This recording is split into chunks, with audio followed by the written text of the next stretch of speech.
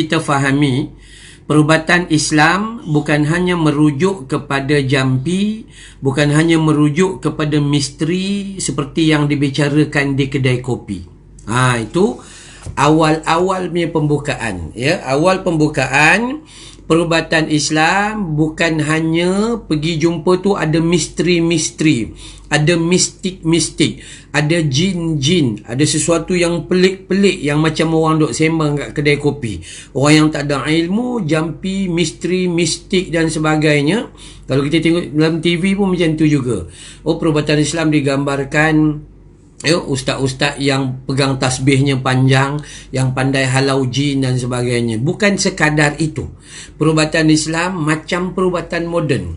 Apa-apa perubatan, semua yang tidak bercanggah dengan Islam, itu perubatan yang dianggap perubatan Islam.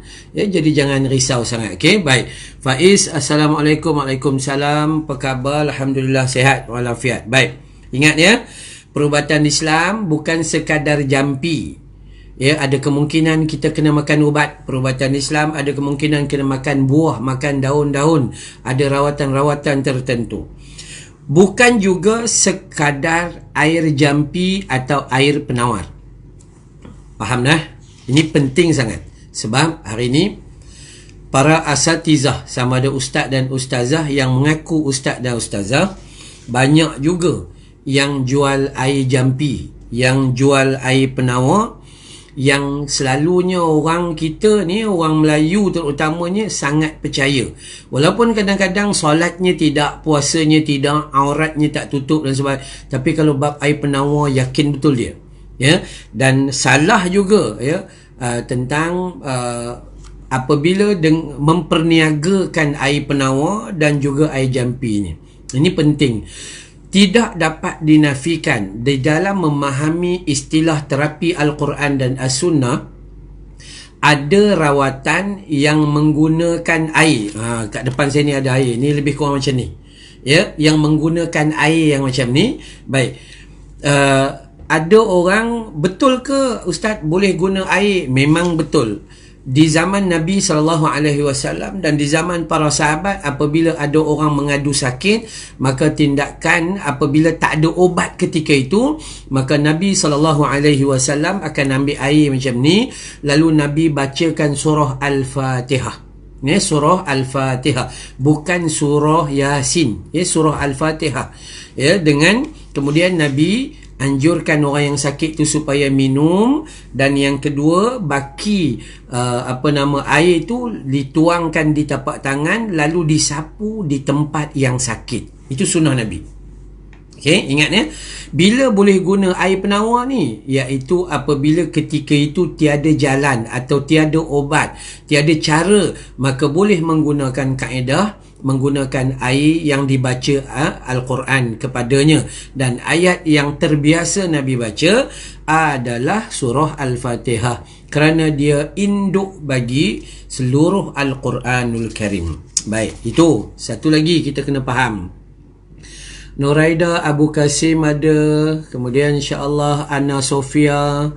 Macam mana, okey, dah ada soalan awal dah ni. Macam mana kita nak tahu kita terkena minyak dagu? Okey, baik. Minyak dagu, orang Melayu dia pandai macam-macam minyak dia ada. Kopi pun dia pandai, dia nak bagi laku, dia bubuh kopi tongkat ali. Kalau nak bagi laku lagi, kemudian dia bagi kacip Fatimah, kacip Aisyah, Khadijah tak ada. Jadi macam mana kita nak tahu kita ni terkena dengan minyak dagu? Baik, pemahaman kita, minyak dagu ni adalah minyak pengasih. Kalaupun terjadi, ia adalah satu sihir yang dilakukan oleh manusia dengan memohon pertolongan manusia, iaitu bomo, dan bomo memohon pertolongan daripada jin ataupun syaitan. Maka hukum buat minyak dagu atau pengasih adalah haram secara mutlak. Malah dia jatuh syirik, kalau mati kekal dalam neraka. Jadi macam mana kita nak tahu? Pada hakikatnya semua orang tak tahu. Dan saya selama kita duk hidup ni tak pernah dengar lagi lah cerita tentang minyak dagu. Ada orang kata baru-baru ni ada masalah rumah tangga sepasang suami isteri yang setengah muda lah ya, ada masalah rumah tangga dan salah seorang daripada dia mengatakan pada saya, Ustaz cuba tengok kod lah isteri saya tu kena minyak dagu, minyak pengasih atau buatan orang. Saya kata memang betul buatan orang tu siapa? Kita lah, sikap kita, diri kita, perangai kita yang terdedah kepada syaitan, terdedah kepada hawa nafsu. Jadi kita tak tahu apabila kita kena pengasih ni, kita tak tahu. Cuma yang kita boleh perasan adalah apabila kita kena minyak macam ni atau pengasih ni adalah apabila kita suka pada orang yang tak sepatutnya kita suka. Seorang isteri ada suami, tiba-tiba jatuh hati melampau kepada lelaki lain, sedangkan dia mempunyai suami yang sah, mempunyai keluarga yang baik, mempunyai anak-anak yang sihat-sihat, yang mempunyai kehidupan yang sangat baik.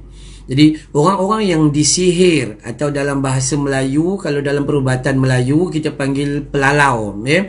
Pelalau ni adalah satu jenis rawatan yang dilakukan oleh orang Melayu lah ya. Jadi bila kita kena benda-benda sihir ni adalah kita rasa benda pelik pada diri kita, suka pada orang yang dulunya kita sangat benci, atau suka pada orang yang tak sepatutnya kita suka. Nah, itu nama dia tu ya, minyak dagu tu pun saya tak nak kupas sangat lah. Minyak dagu, minyak pengasih, apa sahaja, ini adalah sihir yang memang ada di dalam hadis Nabi SAW. Baik, Masita Muhammad Zain, Assalamualaikum. Saya pernah bermimpi bertemu ular besar warna putih, mata merah menghadap saya, ada makna tak? Baik, saya tidak pandai takwil mimpi. Cuma saya boleh bagi tahu dalam hadis Nabi SAW, Nabi kata apabila kamu bermimpi baik maka itu datang daripada Allah Ta'ala ya. Tapi apabila kamu bermimpi buruk maka itu datang daripada syaitan ya. Jadi cerita kita bila nampak besar ular macam tu maka mimpi buruk. Maka bila mimpi buruk kita kena banyak mengucapkan kalimah a'udzubillahi minasyaitonirrajim ya. Untuk mentakwil mimpi tu saya bukan orang yang selayaknya lah, tapi saya katakan bahawa bila mimpi baik itu mimpi yang datang daripada Allah, bila mimpi buruk itu datang daripada syaitan. Maka apabila mimpi datang daripada syaitan yang kita tak elok ni, ucapkanlah kalimah ta'awuz, a'udzubillahi minasyaitonirrajim. Baik ya, kita baca ya. Salah faham perubatan Islam, jangan anggap perubatan Islam tu jampi saja. Jangan anggap perubatan Islam tu misteri dan mistik saja. Jangan anggap perubatan Islam itu air penawar dengan air jampi sahaja. Perubatan Islam apa sahaja ya, sebenarnya apa sahaja ubat yang mengikut kaedah perubatan yang betul, maka ia adalah perubatan yang diizinkan oleh syarak. Perubatan moden tidak melanggar syarak. Perubatan daripada bangsa India yang tidak melanggar syarak. Perbuatan daripada bangsa Cina yang tidak melanggar syarak. Apa sahaja perubatan, sama ada berbentuk alami, berbentuk daun-daun, pohon-pohon dan sebagainya, atau berbentuk apa saja kajian, selagi dia tidak bercanggah dengan hukum dan syariat, maka jawabannya itu semua kita boleh beramal dengannya. Ini termasuk perubatan dan obat yang disebut oleh Nabi SAW atau selainnya yang mengikut disiplin ilmu perubatan Islam. Itu asas dia. Peringkat awal kuliah kita ni, saya nak tekankan, tolong jangan terlalu percaya kepada benda-benda yang merapu-merapu, yang dikhabarkan oleh orang kampung kita lah, kawan kita lah. Malah ada para asatizah, ustaz dan ustazah pun menyampaikan benda yang pelik-pelik. Yang ni tolong betulkan dulu. Perubatan Islam bukan sekadar jampi. Dia mungkin kena makan ubat, dia kena mungkin pakai ubat sapu. Perubatan Islam bukan misteri dan mistik. Perubatan Islam apa sahaja perubatan yang tidak menyalahi syariat, yang menggunakan bahan yang tidak haram, maka hukumnya itulah perubatan Islam. Boleh buat belaka, ya, tidak menjadi masalah apa-apa. Okey, baik. Maka boleh kita katakan bahawa perubatan moden ataupun perubatan Cina ataupun perubatan India ataupun perubatan Melayu yang berasaskan kaedah yang benar. Mungkin perubatan kita guna daun atau guna akar kayu atau guna buah dan sebagainya. Asalkan tak kisah moden ke, Cina ke, India ke, Melayu ke, kaedah dia tu benar, tidak haram, bukan termasuk perkara yang haram, tidak juga khurafat, ni kepercayaan benda yang pelik-pelik ni, dan tidak juga syirik, maka itulah perubatan yang diizinkan oleh Islam. Sangat mudah. Sangat mudah. Maksudnya kita boleh tak buat rawatan dengan rawatan daripada bangsa Cina? Boleh. Tapi syaratnya kita kena faham. Sebab tu tajuk kita hari ni adalah memahami istilah terapi Al-Quran dan As-Sunnah. Jadi hari ni, bermula pada hari ni, boleh tak kita nak berubat dengan orang India? Boleh, tapi dengan syarat kita mengetahui tahap-tahap tertentu, adakah rawatan tersebut adalah rawatan yang dibenarkan oleh syarak. Macam kita buat rawatan moden lah, yang mana orang putih duk bagi pada kita ini. Bahkan jika diyakini boleh menyembuhkan seseorang yang sakit, maka ia disuruh oleh Islam tanpa mengira asal usul perubatan tersebut. Apa-apa sahaja yang namanya rawatan, namanya perubatan, namanya apa sahaja, maka hukumnya dibenarkan selagi tidak menyalahi syarak, tidak menyalahi agama, tidak terkandung dalam kalimah yang kita sebut syirik ataupun khurafat dan sebagainya. Ini asas. Tolong faham yang itu. Baik. Setiap obat yang bermanfaat adalah diiktiraf oleh Islam. Pergilah buat rawatan mana-mana, Islam iktiraf. Tidak terbatas kepada apa sahaja yang disebut dalam hadis sahaja. Bukanlah kata yang dalam hadis sahaja, bukan. Apa-apa sahaja rawatan. Sehingga kalau kita baca hadis, apabila sahabat bertanya kepada Nabi, nak jumpa ni, aku sakit, dengan siapa yang aku nak jumpa buat rawatan, maka Nabi kata carilah dukun atau tabib ataupun orang yang pandai dan ahli serta mahir dalam perubatan tu.